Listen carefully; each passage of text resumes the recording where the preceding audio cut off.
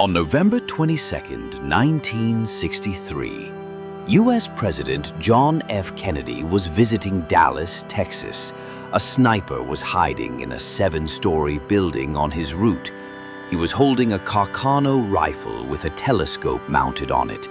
The gunman was an ex-U.S. Marine, and he was an expert in hitting the target. At 12:30, the motorcade of President J.F. Kennedy passed through the road in front of the building. The sniper took aim and fired. The president's car had gone a little further from the building. The first bullet hit his neck from behind and exited in front of the neck. The second bullet hit President Kennedy in the head and shattered the skull. He collapsed in the car.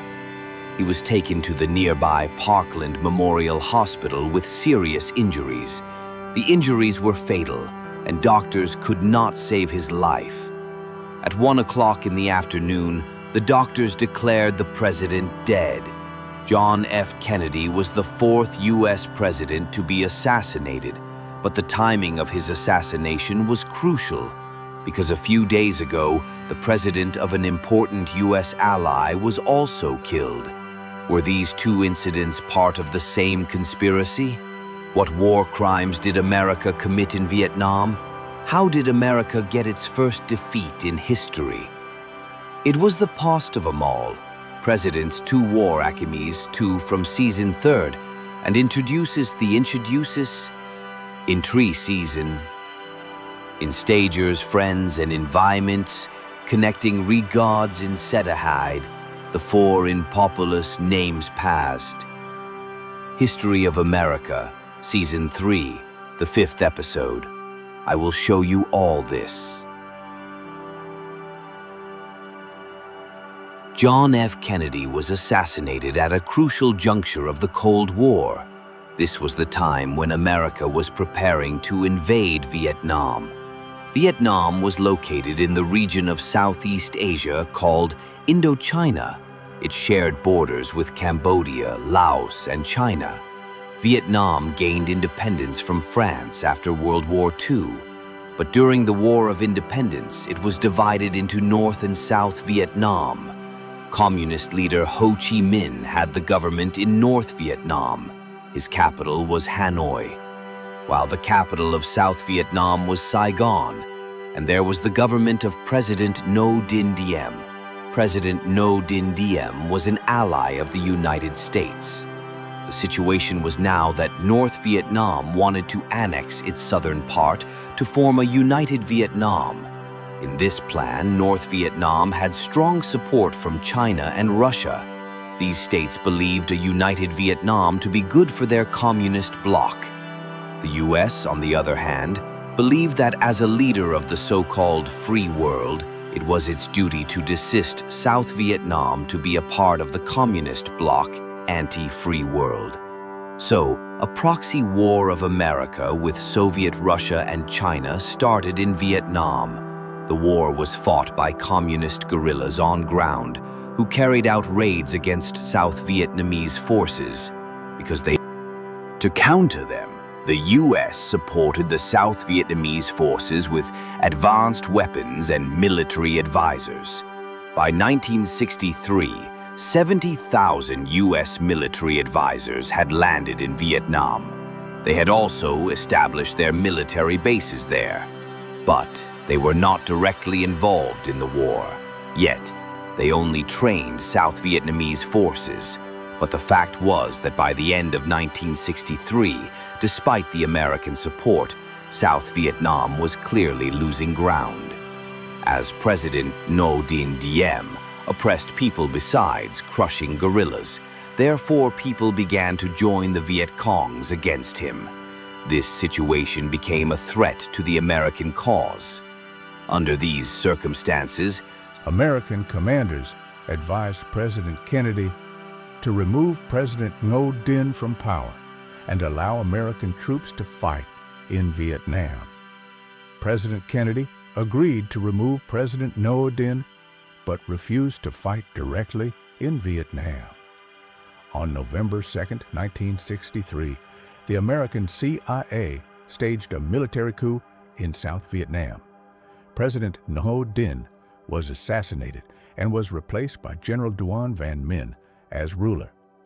Just 20 days later, President Kennedy was also killed in broad daylight in Texas. His killer, Lee Harvey Oswald, was caught. He was arrested. But he never disclosed the story behind the murder, because before he could reveal that, he was, before cameras at point blank, shot by Jack Ruby, a nightclub owner. Later, Jack Ruby also died in prison in 1966, 4 years later. Thus, the assassination of President Kennedy remained a mystery. Even today, some Americans believe that President Kennedy was assassinated because he was opposed to sending troops to Vietnam. So now, whether it was a conspiracy or not, we can't say. But the fact is that within 2 years of the assassination of President Kennedy, direct U.S. military intervention in Vietnam began. The Army was sent. President Kennedy was succeeded by Vice President Lyndon B. Johnson, was elevated as the president. Unlike his president, he was eager to land troops in North Vietnam.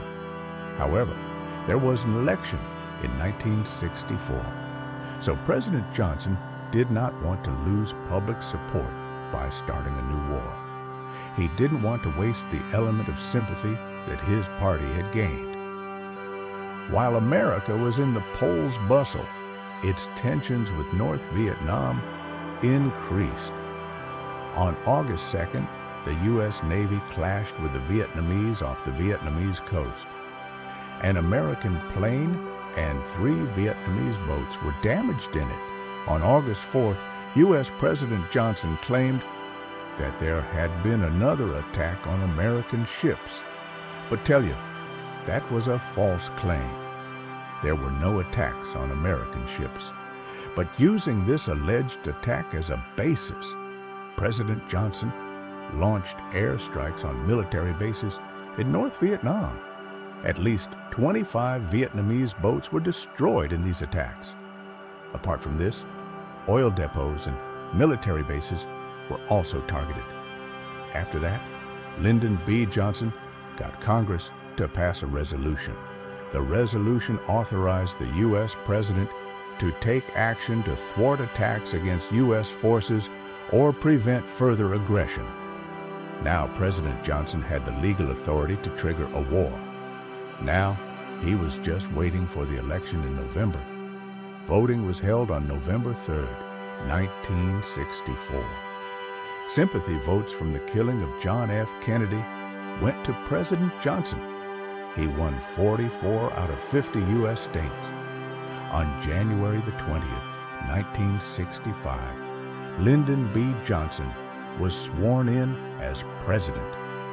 Now he was ready for action in Vietnam. But before the U.S. could attack, the Vietcongs launched an attack that baffled the Americans. This vast military base, you see, was the U.S. base in Vietnam called Camp Holloway, where their military advisors stayed. On February 7th morning, the Vietcongs launched a surprise attack on the base. In this battle, 7 American soldiers were killed and 80,000 were wounded. Vietnamese guerrillas destroyed 15 U.S. planes and helicopters at the base. The Viet Cong soldiers retreated without suffering many casualties. When President Johnson knew it, he lost his temper.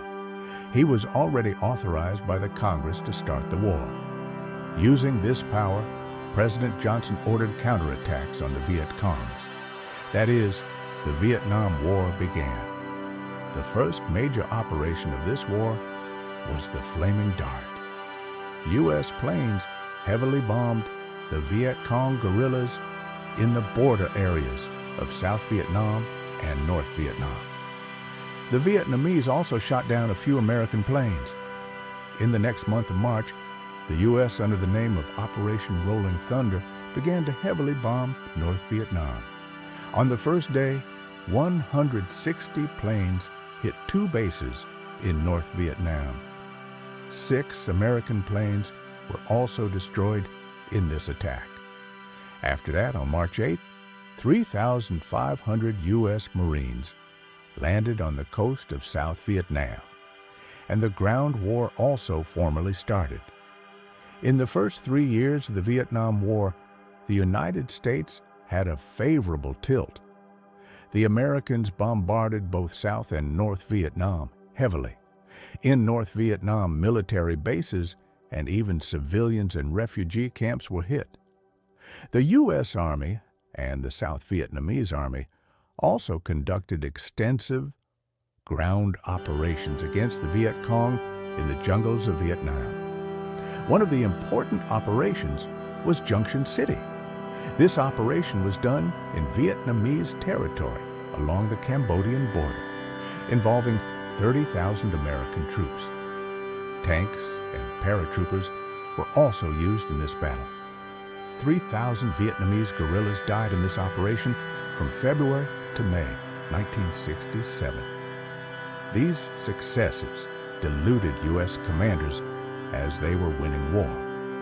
U.S. General William Westmoreland in Vietnam told reporters in 1967 that in the next 2 years, the phased withdrawal of American forces from South Vietnam would begin.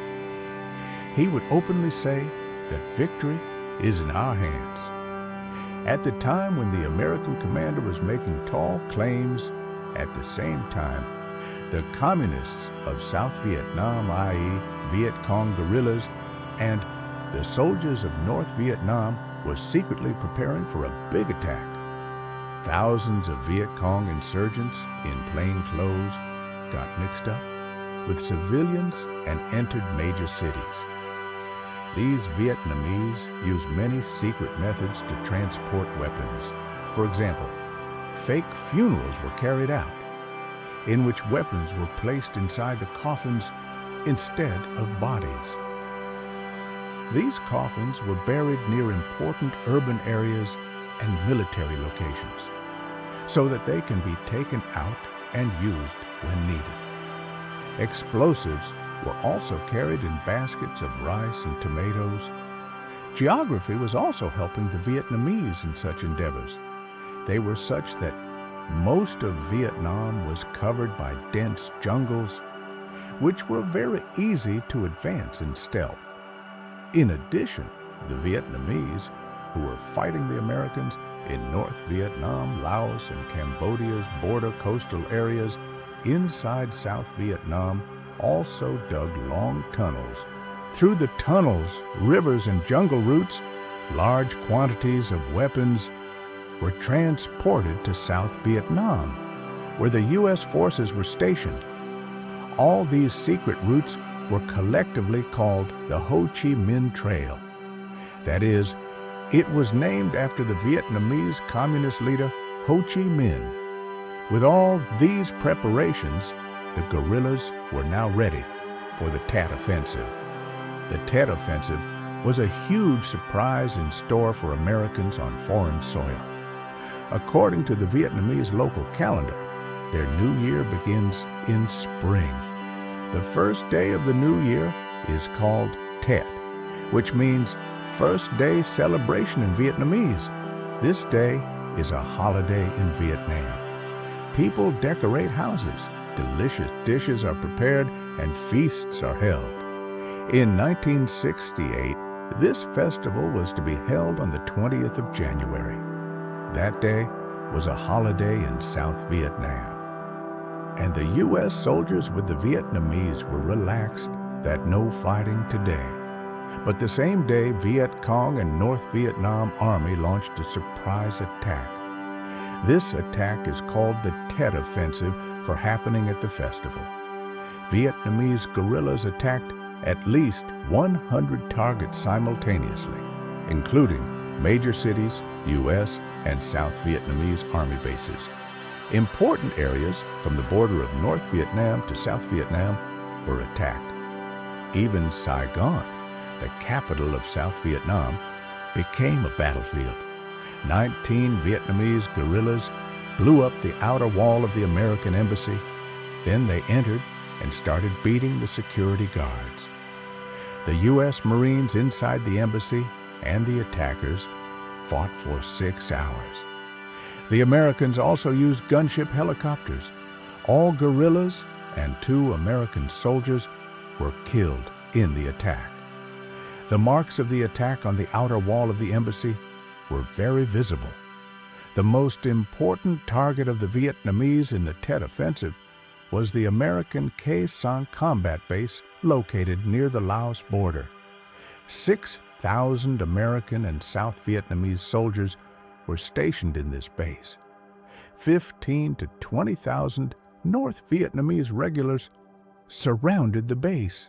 These men hid in the thick forest around the base and started heavy bombardment on the American base. The U.S. could now deliver food and weapons to the base only by air. To save its besieged soldiers, the U.S. launched intense airstrikes around the base. B-52 planes were also used in the bombing. The Americans dropped over 100,000 tons of shells around the base in 2 months. The Vietnamese also destroyed several aircraft at the base. In April, American forces from other areas of Vietnam broke the siege of the base. The siege was broken, but the Americans, from this surprise attack and losses, felt so insecure that they evacuated the base in June. At least 200 Marines were killed and 1,600 wounded in the Battle of Khe Sanh Base. In comparison, Vietnamese casualties are estimated in the thousands. A dangerous result of the mounting losses of the U.S. Army in the Tet Offensive was that American soldiers took revenge on ordinary Vietnamese. They committed a war crime that should shame the American conscience. What was this crime, and how were those responsible for it saved? In South Vietnam, there was a small village called My Lai. On the night of March 15, 1968, the American troops received an order to kill everyone in the village, men, women, and children too. The massacring army was repeatedly asked by signals whether it had killed all. Did everyone kill? No one survived. By evening, the village of My Lai had dead bodies everywhere. The boats were numbered around 400 to 500. The Americans also set fire to the houses and corpses in the village. These pictures of the genocide were taken by U.S. Army photographer Ron Haberle. The killing of the Vietnamese was reported to senior U.S. American commanders. The senior commanders did not take any action against the soldiers who had perpetrated this genocide. On the contrary, the American military magazine Stars and Stripes claimed that 128 communist soldiers had been killed in My Lai. The U.S. CENTCOM General Westmoreland greeted Charlie Company on its outstanding action. The My Lai massacre may never be known to the American public, but a year later, the famous American journalist Seymour Hersh got a clue to it. In an article, he told the world about the heinous crime of the U.S. military, genocide. Despite the news being public, no culprit was punished. Commander of the U.S. forces, William Kelly, on who had ordered the massacre, was sentenced to life imprisonment. But this sentence was also reduced after some time, and he was released from jail and allowed to serve his sentence at home. This killer of hundreds of citizens and children was released on parole in 1975. A memorial was later erected on the site of the My Lai massacre, where Vietnamese civilians tend to their dead and wounded relatives. William Kelly apologized almost 40 years after the massacre. Maybe he wanted to spare his future generations some embarrassment. Otherwise, there was no need for it at all. By September 1968, U.S. forces had defeated the Tet Offensive. The guerrilla forces failed to drive the U.S. forces out of South Vietnam. The defeated Vietnamese guerrillas hid in jungles, and carried out raids. The war is not over. Rather, the Tet Offensive led to a significant victory for the Vietnamese. The constant flow of bodies from Vietnam turned the Americans against the war. Large-scale anti-war demonstrations took place in the United States. Rather, in 1965, when the U.S. Army entered Vietnam, from that time, an anti-war movement had been going on in the U.S. This movement was mostly led by the students of the universities. Anti-war Americans held demonstrations across the country. The largest demonstration took place in April 1967, outside the headquarters of the United Nations in New York. 100,000 people participated in it. The protests got so intense that sometimes the army was called in to quell. The students used to respond to it very well. Students would present flowers to the soldiers or put them on their bayonets. It was one of the best forms of non-violent movement. Another target of the anti-war movement was the American Draft Law. Under this law, the government could also recruit people for war. Opponents of the war started a campaign against the draft law. They held protests against this law and refused to be recruited. Many fled to Canada to avoid joining. But there was an American who believed more in fighting than escaping. His name was Muhammad Ali, the heavyweight champion Muhammad Ali. Muhammad Ali was also called to join the army in 1967. However, he flatly refused to be recruited. He said that my conscience does not allow that, for the sake of a great, powerful America, to fire shots on my brother, a black person or a starving person and a poor.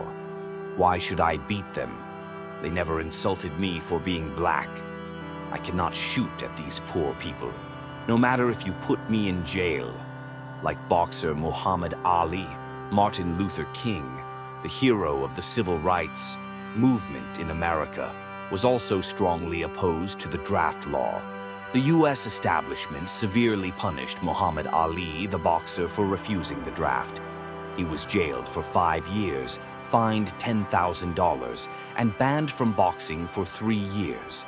He was also stripped off the heavyweight champion title. How did Muhammad Ali finally survive this sentence and win his title again? You can see this in detail in his biography. Here is the link button. The growing opposition to the war by the Americans and U.S. casualties in the Tet Offensive put President Lyndon B. Johnson on the back foot. He became so unpopular that in the presidential election of 1968, he anticipated a sure defeat. He announced that he will not be a presidential candidate in this election. As the election neared later in the year, the biggest issue was the Vietnam War. Republican candidate Richard Nixon took full advantage of this situation. He vowed that, elected as president, he would bring peace to Vietnam, while saving American dignity. That is peace with dignity. He promised this to the American people. In the November '68 elections, Richard Nixon won 32 out of 50 states and was elected President of America. Nixon became the president, but he did not fulfill the promise of a ceasefire in Vietnam, but tried to further fan the fire of war. He wanted to end the war not in American defeat, but in victory. Sometimes he announced reducing troops in Vietnam and sometimes starting a new operation. He also introduced the draft lottery system to induct more civilians into the army. In this system, the U.S. youth were assigned numbers based on their date of birth. These numbers were put into a box or a machine and mixed up, and then some numbers were taken out and the respective youths were called. However, President Nixon realized that if he did not withdraw from the Vietnam War, his voters would be angry. So he devised a policy known as the Nixon Doctrine. Under this doctrine, the Americans gradually shifted control of South Vietnam security to the local military. After that, the Americans were to withdraw from Vietnam in stages. On April 20th, 1970, President Nixon announced that within a year he would withdraw at least 150,000 American troops from Vietnam. This announcement was good, but a few days after the withdrawal announcement, he also announced to attack Vietnam's neighbor, Cambodia. That is, instead of ending the war, he expanded it. On April 30th, 1970, President Nixon addressed the nation on TV. He explained through a map about the Vietnamese guerrillas' hideouts inside the Cambodian border.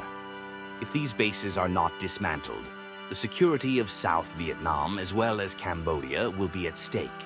He said, "People say that if I attack Cambodia, I will lose the next election. I will remain the president for only one term. But I don't want that for the sake of the second presidential term.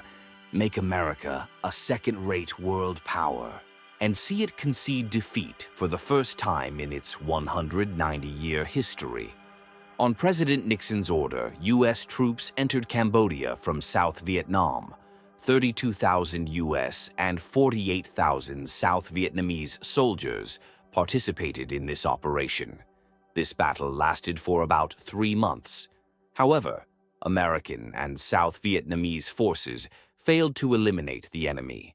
They came back to South Vietnam with heavy casualties. After this battle, 338 coffins came to America, which had the bodies of American soldiers. The American forces were being defeated here, while the students in America expedited their anti-war demonstrations. Even President Nixon called in the army to crush these protests. Then a great tragedy came about. On May 4th, U.S. soldiers opened fire on students at Kent State University in Ohio. 4 students, including 2 female students, were killed and 8 injured. Millions of students took to the streets in response to this state violence. There was a strike in 200 American colleges. The protests and clashes spread across the country. It was a time in America when pro-war groups came to fight anti-war protesters. That is, those who wanted to return victorious from Vietnam.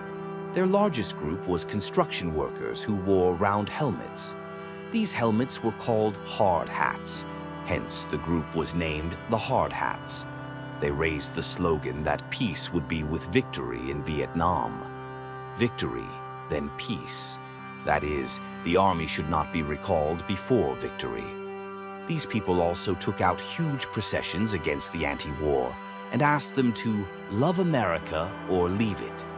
The group also attacked a student demonstration in New York on May 8th.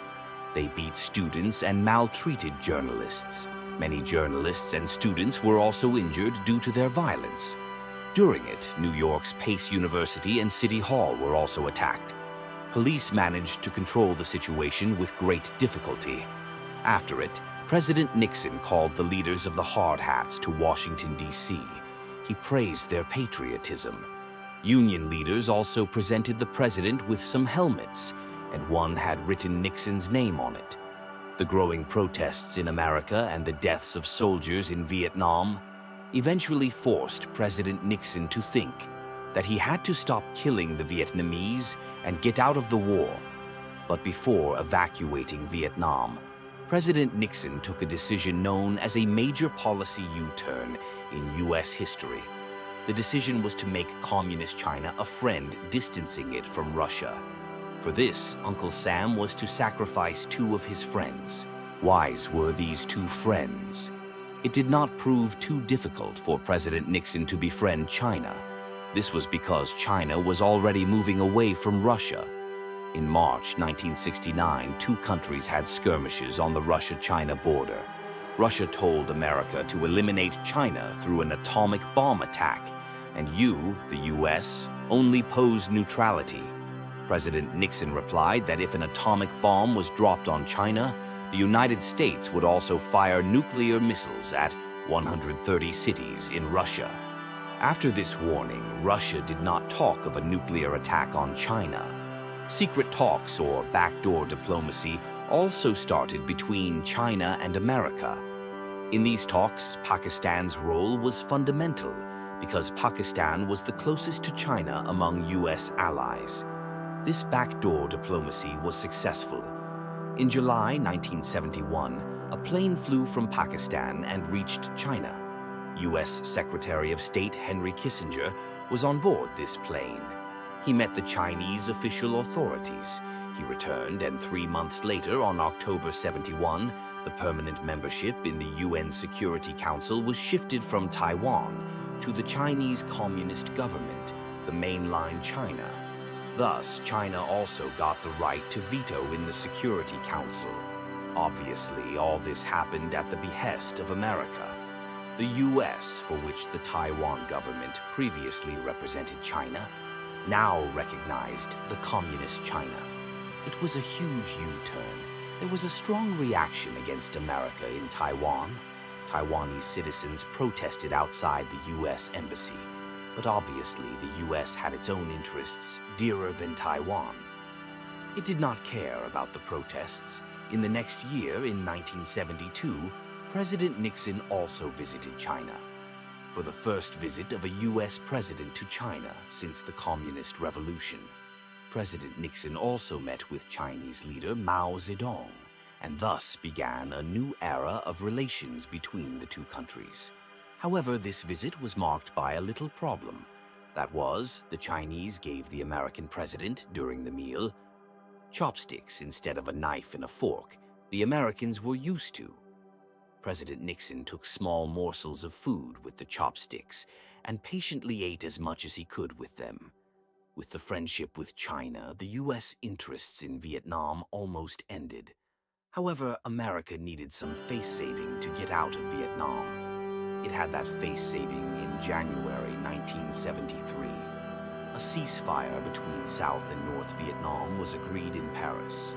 After that, the US forces in Vietnam lowered their flags on their bases and headed home. Americans were so anxious that all combat soldiers were back home within 2 months of the ceasefire agreement. However, some forces were left in Saigon to protect the US embassy.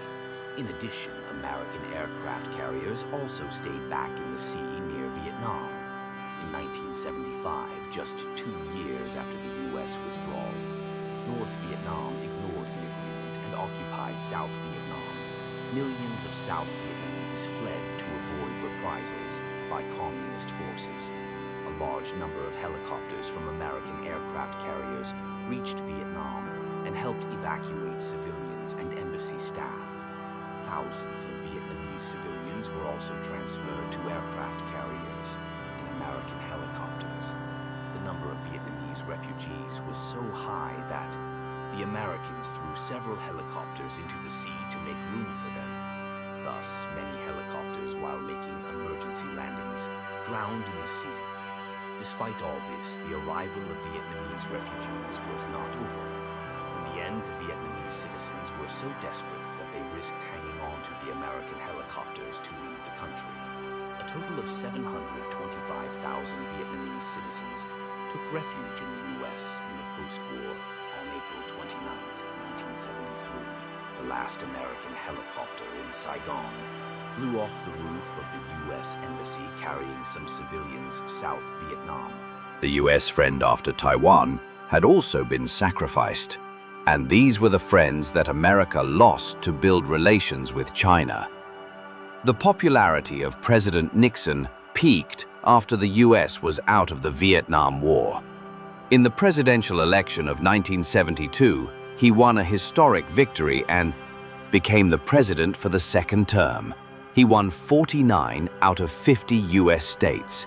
It was the largest record in U.S. election history. But before the election, he made a serious mistake that proved disastrous for his second term. It was a mistake to spy on the opposing party. On June 17, 1972, 5 men tried to break into the Watergate building in Washington, D.C., which was the headquarters of the Democrats. These people worked for President Nixon's election campaign. Their mission was to install spying equipment at the headquarters of the Democratic National Committee, but they were nabbed before they could do so. This is called the Watergate scandal, after the name of the same building. So when the case of the arrest of 5 persons became public, the president began to be discredited, so he addressed the nation. He swore that the White House had no link with this alleged espionage case. He was not involved in it. That is, he did not send the persons caught at the Democrats' headquarters. The Americans believed him, after which he won the election for another term. But the FBI continued to investigate the scandal. President Nixon also made the mistake of interfering in the inquiry to save his name. He paid millions to the accused so that they would not open their mouth. He also tried to impede the inquiry by using the CIA. From what seemed clear, the president's hand in the Watergate scandal, a government source called Deep Throat, revealed this whole secret to the media. White House counsel John Dean also exposed the president's involvement in it. Before the Senate Watergate Committee, some people close to the president also made such revelations. After that, there was chaos in America.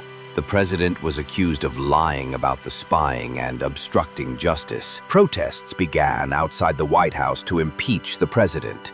President Nixon resigned on August 9, 1974, to avoid impeachment. Nixon, who won the historic election, was the first president in U.S. history to resign.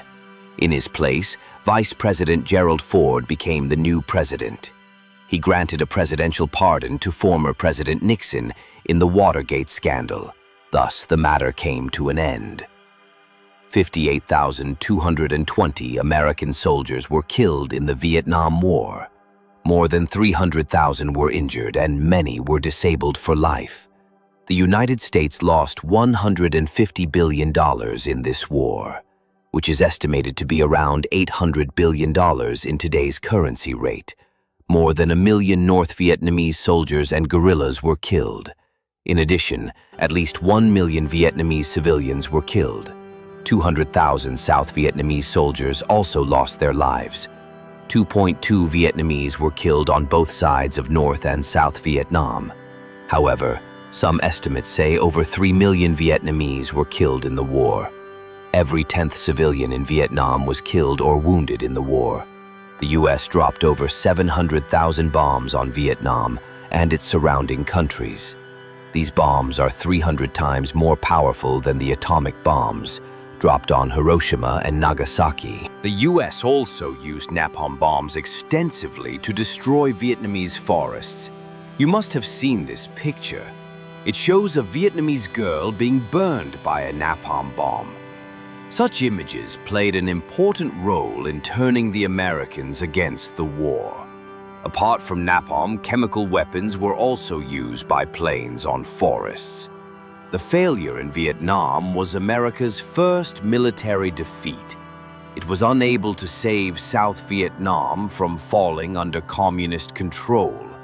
But it got some political advantage from this war anyway. America had separated China from the communist bloc. As an advantage, China did not militarily help any country in its war against the U.S. The U.S. also changed its military doctrine after learning from the defeat in Vietnam. By abolishing the draft law, the conscription of civilians was stopped. Today, when America goes into a country, it hides its soldiers behind strong concrete walls, builds strong military vehicles to protect them. In many places, drones and missile strikes are used instead of sending troops. All this is because of Vietnam lessons. Now the U.S. avoids hostile public opinion by saving its regular soldiers. It cannot afford the public gaze of the images of body bags of soldiers from war. America had come out of the Vietnam War. It also got China out of the communist bloc.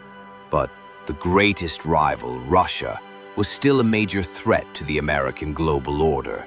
America wanted to avenge the defeat of Soviet Russia in Vietnam and to end its superpower status. It was also looking for a Vietnam for Russia. This Vietnam it got soon in the form of Afghanistan and a partner like Pakistan, readily gave full support to America in this war. So how did America tame the Russian bear in this war? What were President Reagan's most famous economic policies, and how did Soviet Russia break away? How did the world become unipolar? All these will be shown in the next episodes of the History of America. You must see American history to know what stages a world power passed through in its 248-year history.